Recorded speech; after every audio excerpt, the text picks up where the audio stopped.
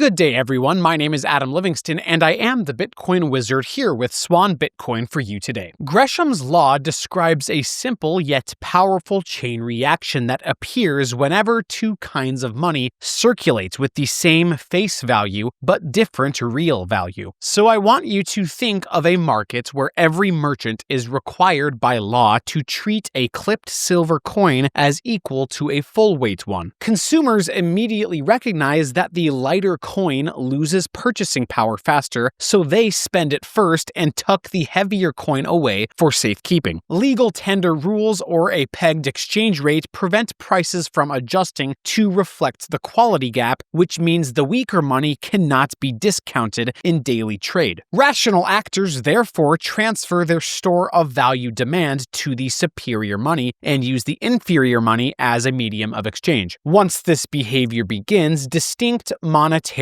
flows emerge. The weaker currency picks up velocity because everybody wants it out of their pockets before its value slips further. The stronger currency does the exact opposite, migrating to savings accounts, vaults, or, in the digital age, cold storage wallets. Over time, the circulating money supply becomes dominated by the lower quality currency, while the higher quality currency withdraws from public view. Economists sometimes describe this as good money hoarded, bad money spent. The principle has repeated itself from Tudor England to 20th century coin debasements, and it sets a foundational rule for understanding why people today convert inflation-prone fiat into assets they trust to hold value. In essence, Gresham's law reveals a universal preference hierarchy. When forced to treat unequal monies as equal, people instinctively protect their purchasing power by hoarding the currency least likely to be diluted. That instinctual choice shapes every monetary system, and it gives us the analytical lens we need to understand why a capped, digitally scarce asset like Bitcoin attracts savers while inflation-based currencies circulate even faster. History offers three crystal-clear demonstrations of Gresham's law in action. The first is Tudor England. Throughout the 1540s, King Henry VIII and later Edward VI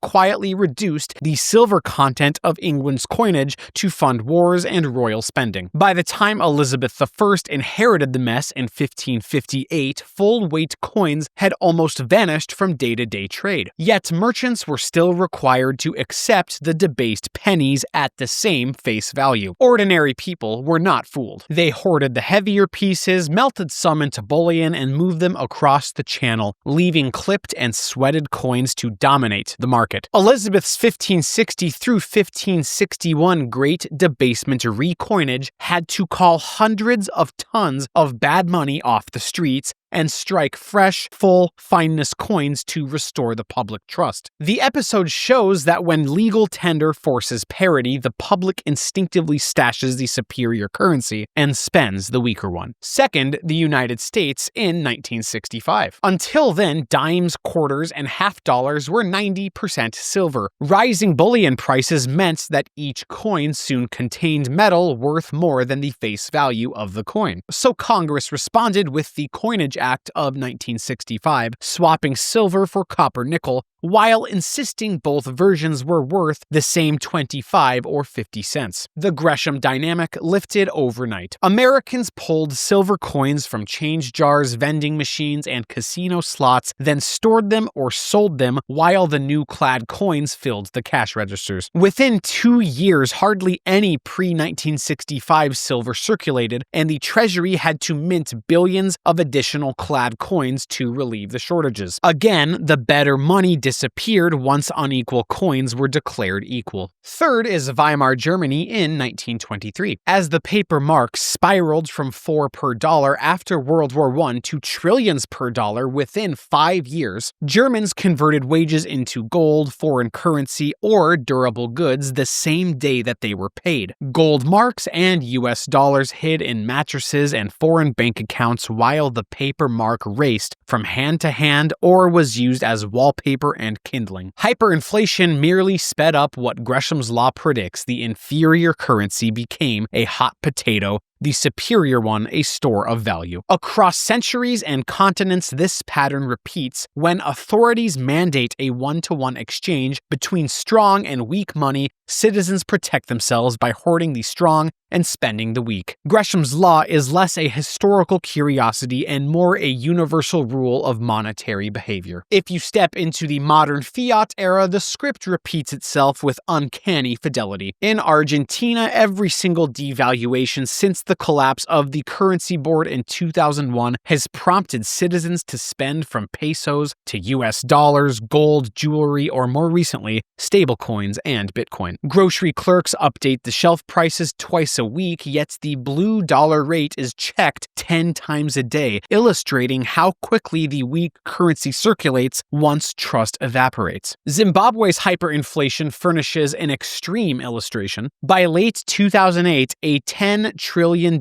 banknote could not buy a bus ticket, so paychecks were converted to foreign cash or hard commodities the same afternoon that they cleared. The paper Zimbabwe dollar flew from hand to hand like a time bomb, while any asset immune to the central bank's printing press slipped underground or left the country altogether. Turkey provides the live fire demonstration playing out right now. As the lira has shed more than half of its value since 2021, salaries arrive on Friday and flow into gold, US dollars, and increasingly Bitcoin by Monday. Capital controls keep the lira artificially accepted at par inside Turkey's borders, yet cafes now quote espresso in both lira and dollars, an unofficial dual pricing that exposes the legal fiction. Across each case, the mechanics are identical. Legal tender statutes and fixed exchange rules keep the frail currency circulating. Holders of purchasing power defend themselves by hoarding the stronger alternative. Gresham's law predicts this outcome, and the global adoption curve of Bitcoin shows that savers are no longer limited to foreign paper or bullion. They can now choose a digitally native asset with a transparent, immutable issuance schedule, meaning the fractures of the fiat era are laying the rails for Bitcoin's ascent in real time. Bitcoin resolves every weakness that invites Gresham's law to strike. Its supply is mathematically capped at 21 million, so no central authority can dilute it to fund deficits or political whims. The ledger is public, auditable, and secured by a global network of miners whose incentives align with protecting the protocol's integrity. Ownership is self-custodied with a private key, eliminating counterparty risk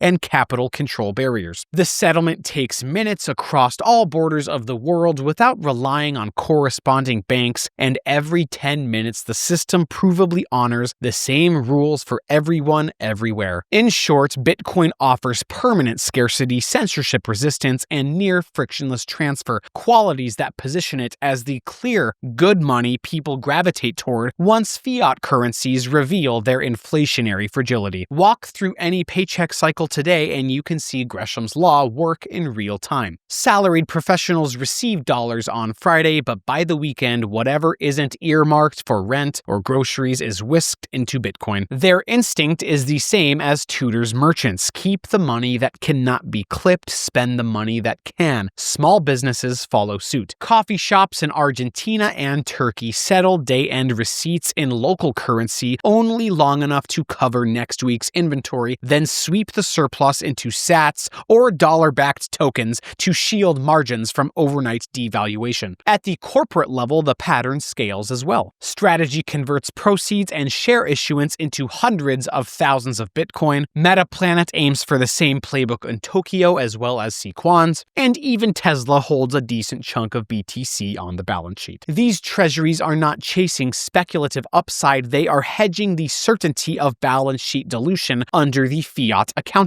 Meanwhile, the velocity gap widens, fiat currency turnover sets new records. Zero-day option mania, BNPL purchasing, same-day salary advances, while Bitcoin's on-chain coins sit increasingly still, migrating to long-term holders and multi-sig vaults. This divergence is classic Gresham mechanics. Bad money swirls faster, good money recedes into deep storage. Every paycheck conversion, treasury allocation, and stablecoin off-ramp is another data point proving that the law is alive and it is steadily funneling global purchasing power toward the hardest assets that humanity has ever created. So now I want you to picture the closing scene of the entire monetary drama. Fiat currencies, pressured by chronic money supply growth, accelerate through the economy like hot potatoes, their velocity rising as holders scramble to spend or convert them before the next inflation print arrives. Bitcoin moves in the opposite direction. The coins migrate into multi-signature cold storage, layer 2 payment channels, and corporate treasuries where they sit, largely motionless, a signal of deepening trust in their long-term purchasing power. Governments can legislate tender laws, yet they cannot force individuals or balance sheets to store value in money that leaks. Liquidity, talent, and eventually taxation frameworks flow toward jurisdictions that embrace the harder asset, creating a positive feedback loop that accelerates Bitcoin adoption. The end point is a world where Bitcoin serves as the primary store of value and base layer of settlement, while legacy currencies persist only as short-lived bridge assets for those slow to adapt. History's pattern is clear and the incentives are aligned, so the trajectory is less a prediction and more an application of Gresham's law carried to its logical conclusion. Superior money dominates, inferior money circulates until the trust finally breaks, of course, and those who recognize the shift early stand positioned to benefit the most. Thank you so much for listening to this presentation on why Bitcoin is the ultimate form of money and why it is inevitable. If you'd like more amazing daily content about Bitcoin, subscribe to the channel as we bring you the best news from Swan Bitcoin. Have a terrific day. Class dismissed.